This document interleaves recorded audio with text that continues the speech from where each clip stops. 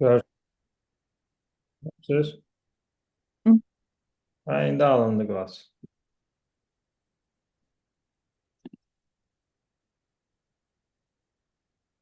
Şimdi bunu daha rahat, sadə üsulla seni göstərəcəm. Eyni hər yerdə bunu tətbiq edə biləcəksiniz. Məsəl üçün bir şəkil götürək.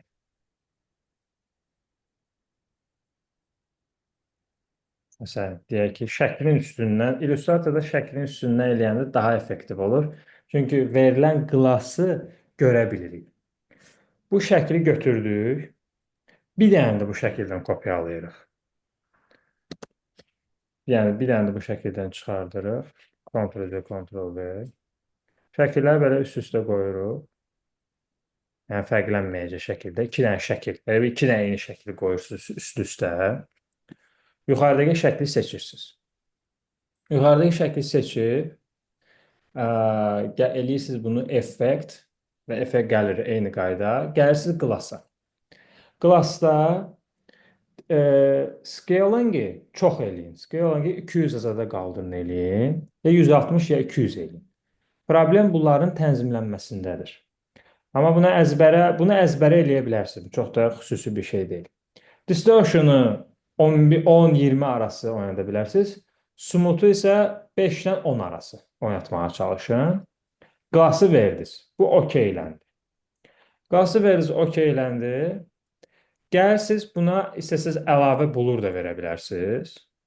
Buna amma blur yenə də tövsiyədir, verməyimiz vacibdir. Blurunuzu isə çox verin. Daha doğrusu biz birinci blur verək. Effekt. Bluru versiniz. Bluru çox verin. 50-dən yuxarı verin. 70 falan edin. Sonra gəlin effekt gəlirdən bu şeyi verin. Glassınızı verin. Glassı verin, okeyləyin. Belə bir atmosfer yaranacaq. Tətbiq olunur. Belə bir atmosfer yarandı. Gördünüz? Görürsünüz? Şüşə.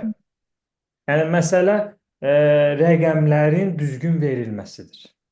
Rəqəmlər düzgün veriləndə effekt də düzgün şəkildə alınır. Sonra bunu nəyi siz çevirə bilərsiniz? Hə? Bunu məsəl üçün, baxın, belə maraqlı bir şey deyim sizə. Bir dənə belə fiqur çəkdik. Bunu yumşaltdım. Bundan bir dənə kopya aldım, atdım qırağa. Lazım olacaq bizə. Bir dənə də kopya alıram. 3 dənə bundan olmalıdır. Bu elə ki, belə də saxlaya bilərik. Yəni, bir dənə elementdən də gedə bilərik.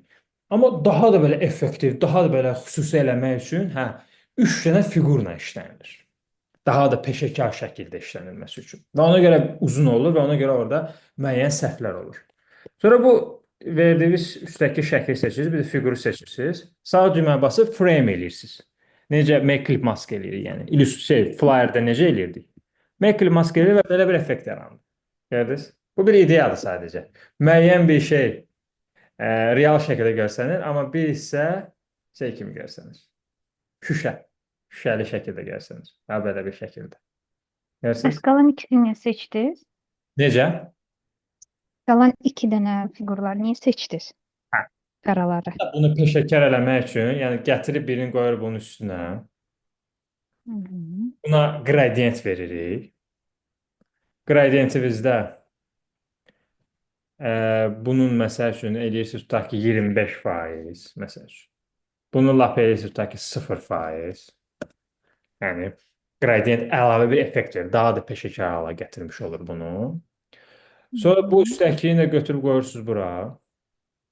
Üstdəkini də effekt qələrə gəlirsiniz. Məsəl üçün tutaq ki burada artıq hansı effekti siz verə bilərsiniz. Məsələn, grain istəyirsiniz vermək, grain verə bilərsiniz və yaxud da tutaq ki, başqa bir effekt vermək istəyirsiniz. Tozcuqlu effektlərdən nə varsa.